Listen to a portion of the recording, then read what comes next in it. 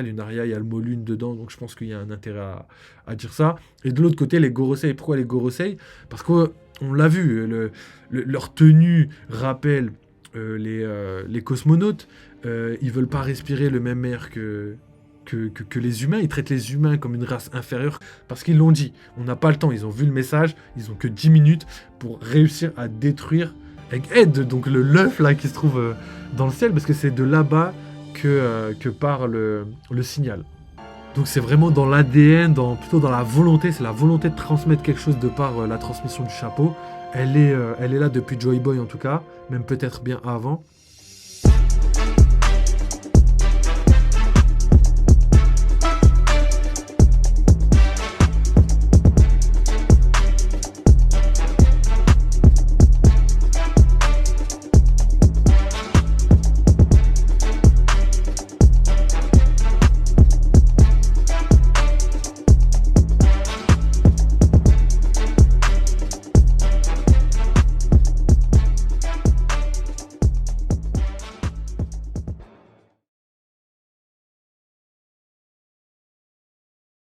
Donc passons maintenant aux prédictions. Prédiction du chapitre 1110, donc déjà 1110 chiffres ronds, il y a 3-1 dedans, donc peut-être rapport avec le chapitre 1111, à voir. Mais en tout cas, ce qui est sûr, c'est que là, le Gorosei va être présent. Est-ce qu'il va être présent en mode forme démoniaque? Il y a énormément de chances. Pourquoi? Parce que justement, quand Saturne est arrivé, il est arrivé en mode démoniaque. Par contre, il y a aussi énormément de chances pour que Oda garde un espèce de flou, là, comme il a l'habitude de faire, de les mettre en noir, histoire qu'on devine pas trop vite tous les fruits du démon. Ou peut-être qu'Oda a décidé, bon, c'est bon, on est à la fin, voilà, je vous montre les pouvoirs, point barre. C'est grave possible. Ensuite, on va avoir un combat sûrement de Luffy contre Saturne, mais aussi la révélation du message de Vegapunk. Donc on aura deux possibilités. Soit la réponse concrète de ce qui s'est passé pendant le siècle oublié, peut-être pas toutes les informations, mais en tout cas le gros du morceau, on va dire, ou soit la nature ou la provenance du Gorosei. Gorosei qui, comme j'ai déjà dit, potentiellement pourrait venir de planètes différentes. Peut-être qu'il y a une planète un peu démoniaque, tu vois, ou je sais pas, où ils pourraient vivre avant. Peut-être c'est des descendants, peut-être qu'ils sont immortels, j'en sais rien, tu vois. Il y a beaucoup de possibilités, mais comme on l'a vu, il y a énormément de chances pour que les Gorosei et les Lunaria soient deux races qui se battent depuis très très longtemps. On l'a vu par rapport au flashback d'Ener, par rapport aux deux peuples qui vivaient sur la Lune. Donc il y en avait un avec une peau foncée et des ailes, donc qui fait référence au Lunaria. Lunaria, il y a le mot lune dedans, donc je pense qu'il y a un intérêt à dire ça. Et de l'autre côté, les Gorosei. Pourquoi les Gorosei? Parce qu'on l'a vu, leur tenue rappelle les cosmonautes. Ils veulent pas respirer le même air que les humains. Ils traitent les humains comme une race inférieure, comme si eux étaient une race supérieure qui avait beaucoup plus de choses. Donc il y a énormément de choses. Et on a vu du coup que le Gorosei ont des noms de planètes, donc potentiellement ils viendraient de l'espace. Enfin, ça m'étonnerait même pas qu'on apprenne que c'est des gens qui viennent de l'espace, sachant qu'on sait déjà qu'il y a des peuples qui viennent de l'espace. Donc pourquoi pas le Gorosei qui, eux, ne veulent pas se mélanger avec les humains, tu vois. Donc pour moi, ça rentre parfaitement dans cette lignée-là. Ensuite, qu'est-ce qu'on pourrait avoir pour le prochain chapitre? Donc le combat des Gorosei, le message, la nature peut-être des Gorosei, mais je pense qu'on va pas tout voir. Je pense pas qu'Oda va révéler énormément de choses, mais si on va un peu plus loin en termes de chapitres, je pense sincèrement que le seul moyen pour Luffy de s'en sortir, c'est la fuite. Donc forcément, le but du Gorosei, c'est pas de s'occuper de Joy Boy. Donc ça déjà c'est une certitude, j'étais pas sûr avant le chapitre quand on avait juste les spoils, mais là c'est une certitude parce qu'ils l'ont dit, on n'a pas le temps, ils ont vu le message, ils ont que 10 minutes pour réussir à détruire le labo, du coup le Egghead, donc l'œuf là qui se trouve dans le ciel, parce que c'est de là-bas que part le signal.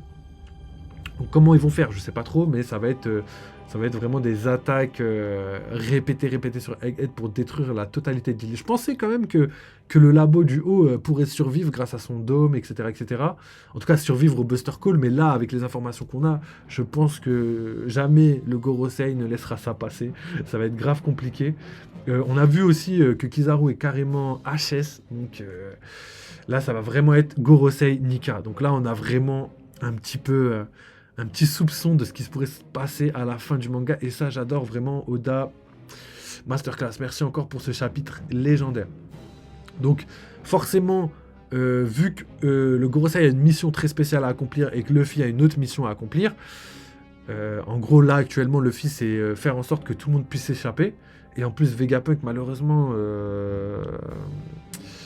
j'ai du mal à imaginer qu'il puisse survivre, même si c'est vraiment ce que je veux au fin fond de moi. Là, on voit vraiment Sanji qui tient Vegapunk dans les bras, qui s'enfuit avec, mais en tout cas, il lâche pas l'affaire. C'est-à-dire que dans la précédente case, on voit Sanji à terre avec Vegapunk, et après, là, il est debout, il reprend Vegapunk dans ses bras, et il continue à partir jusqu'au navire. Donc je pense que Sanji va faire un aller-retour pour sauver Luffy, et je pense qu'il va croiser quelqu'un sur la route, et cette personne pour moi pourrait être Zoro. Je pense que Luffy va se faire battre entre guillemets par les Gorosei, que Zoro et Sanji vont arriver, et que c'est grâce à ça qu'ils vont pouvoir extraire Luffy entre guillemets. Je pense que c'est, je dirais pas la seule solution, mais je pense que c'est une des solutions les plus logiques pour moi pour l'instant. Donc ça ferait un beau parallèle sur le fait qu'en plus Zoro là il a des choses à prouver, il a des choses à rattraper. On l'a vu récemment là et toujours contre Lucci, donc j'espère que ça il va rattraper un peu, il va redorer le blason parce que franchement là Zoro je dirais légère déception pardon. Du coup moi c'est comme ça que je le vois dans les prochains chapitres. Je vois bien la fuite des Mugiwara. Bon je dis les prochains chapitres parce que je pense pas que ça va se passer en un chapitre. La destruction du labo, je sais pas si ça s'appelle le labo phase, mais en tout cas du dôme, destruction du dôme totale par les Tenryubito, moitié du message de Vegapunk transmis dans le monde entier, et l'autre moitié malheureusement perdue à jamais, enfin je dirais pas à jamais, mais perdue jusqu'à la fin de la transmission. Ensuite, sachez que si le dôme est perdu, je sais pas s'ils vont détruire complètement le dôme, mais en tout cas les données qui sont dans le dôme, donc dans la tête de Vegapunk, seront potentiellement perdus. Donc je sais pas comment va marcher tout ça. Je sais pas s'ils vont pouvoir sauvegarder ou détruire que l'antenne de transmission entre guillemets, ou s'ils vont détruire l'ensemble du dôme. Mais tout ça va jouer les gars. Tout ça va jouer dans le futur de One Piece. Donc à voir. Donc ouais, je pense que là on a tout ça, hein. On a toutes les informations. Je pense que là c'est le moment pour les Mugiwara de se réunir, hein. Et ça fait quand même un bon moment qu'on attend. Jinbei qui doit arriver vers Nami, etc. Mais rappelez-vous d'où est Nami et tout. Nami, Zoro, etc. Tout le monde est là-haut là. Tout le monde avec Usopp et tout. Tout le monde est là-haut. Et Jinbei est censé arriver. Donc les Mugiwara sont encore là-haut. Et le but du Gorosei c'est d'aller là-haut. Donc gardez bien ça en tête parce que ça veut dire qu'ils vont se croiser. Soit ils vont avoir le temps de fuir au bon moment, ou soit ils vont se croiser. Ou peut-être le dôme va s'enfuir et que le message va pouvoir se transmettre. Ce serait magnifique. Comme ça on garde les informations, on garde le cerveau, etc. Et le Gorosei, malheureusement, bah, ils peuvent pas suivre parce qu'à preuve du contraire, ils savent pas voler. En tout cas j'espère. Même si on sait qu'il y a quelqu'un en mode coq-like bizarre. Je sais pas si c'est un... Comment on appelle ça ? Vous savez les bêtes là, on les a eu à Impel Down. Les bêtes mythologiques là. Donc à voir les gars, il y a beaucoup de choses. Il y a beaucoup de théories pour l'instant, mais je pense que là on a en tout cas les gros morceaux, on les a avec peut-être un retournement de situation, peut-être l'arrivée de quelqu'un d'autre. Mais bon, ça m'étonnerait parce que ça ferait doublon, sachant qu'il l'a déjà fait pour les géants. Ça m'étonnerait que quelqu'un d'autre arrive. Je pense que là le but c'est de fuir et que là plus personne va arriver, mais plutôt les gens vont fuir. Donc voilà, je pense qu'on s'arrête là pour le côté analyse et prédiction sur ce qui pourrait se passer dans le prochain chapitre. Et gardez tout ça en tête parce que masterclass, hein, franchement masterclass. En tout cas, j'ai kiffé le chapitre. Je félicite grandement Oda parce qu'il arrive à faire des choses auxquelles on pense pas, tu vois. Malgré 26 ans de manga, il arrive encore à nous surprendre, il arrive encore à évoluer lui-même, à être franchement meilleur, hein, franchement en termes de narration et tout, même même en dessin et tout, tu vois, tout commence à être de plus en plus clean, donc mes félicitations Oda. Ok, moi je le dis, depuis l'apparition de Saturne sur Egghead, ce n'est pas le vrai, Saturne est encore sur le bateau et les doyens Marejoa, ce sont des sots, ils envoient leurs démons pour ça qu'ils sont invincibles, comme des hologrammes. Ouais, je vois ce que tu veux dire. Tu nous l'as dit plusieurs fois, du coup je sais pas si t'avais changé d'avis, je t'ai posé la question tout à l'heure, t'avais pas entendu, mais pour répondre à ça, franchement... quand on voit comment évoluent les chapitres, là clairement, il parle vraiment d'invocation en mode invocation réelle, tu vois. Et je trouve qu'ils sont un peu trop forts pour être de simples hologrammes. De simples hologrammes aussi forts, ce serait vraiment abusé. Ce serait vraiment abusé de ouf. Et je sais pas, moi je sais pas, je pense que ils sont juste immortels, hein. Je vois pas pourquoi ce serait dommage qu'ils soient pas immortels. En vrai, ils sont juste immortels, ils peuvent se régénérer. On a déjà vu ça plein de fois dans des mangas différents. On sait que les Logia peuvent faire ça. Donc, ouais, je vois pas pourquoi ce serait pas le cas, hein, en vrai. Alors, Joy Boy et Lunaria. Je sais pas si Joy Boy et Lunaria, je pense pas d'ailleurs. Hein. Je pense que c'est plus un boucanier ou quoi. Mais ils transfèrent... Je pense que tout ce qu'on a appris sur la Lune, c'est vraiment les temps anciens, bien avant le siècle oublié. Hein. C'est vraiment plus en rapport avec Nika, ouais, plus Nika, tu vois, que Joy Boy. Donc Joy Boy, je sais pas, boucanier peut-être, géant peut-être aussi, parce que le chapeau est gigantesque, c'est tout, hein. Je pense que c'est plus lié à ça. MDR, on va se faire brain, Joy Boy, ça va être un tontata. Non, je pense pas. Je pense pas, mais après, peut-être qu'il est géant de par le fruit qu'il avait mangé, donc le fruit de Luffy. Bon, ça m'étonnerait, je pense qu'il était quand même géant.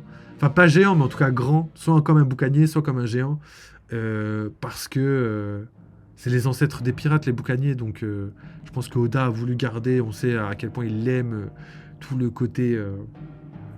ouais, le côté, ouais, boucanier, j'ai envie de dire.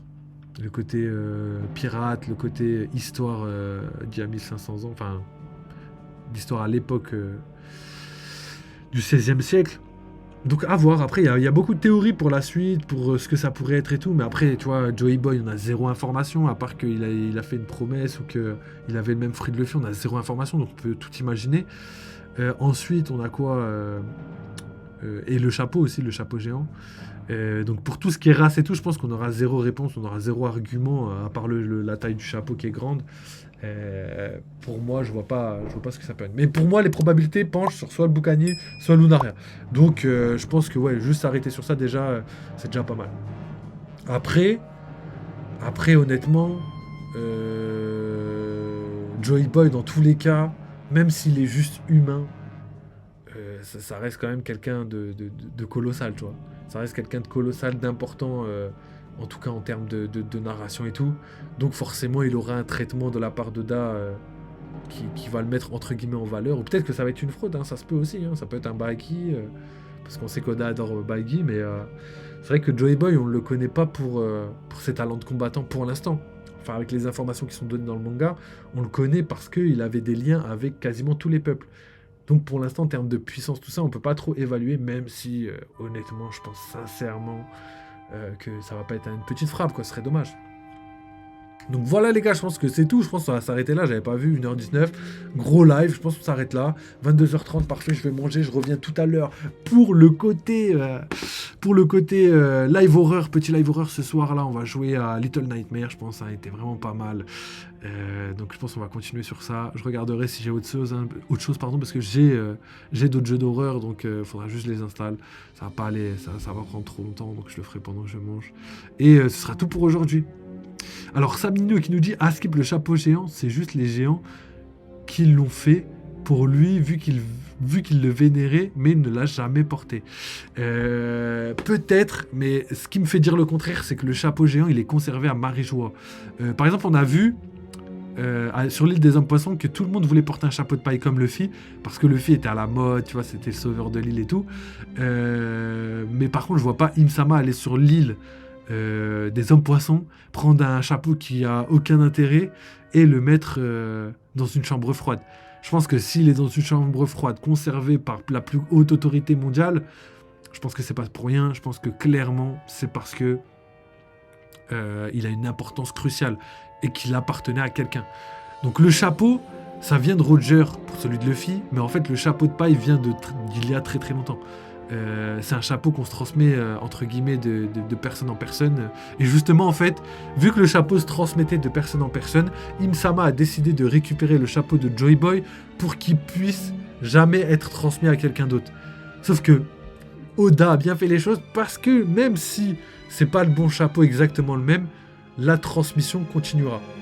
Donc à voir les gars.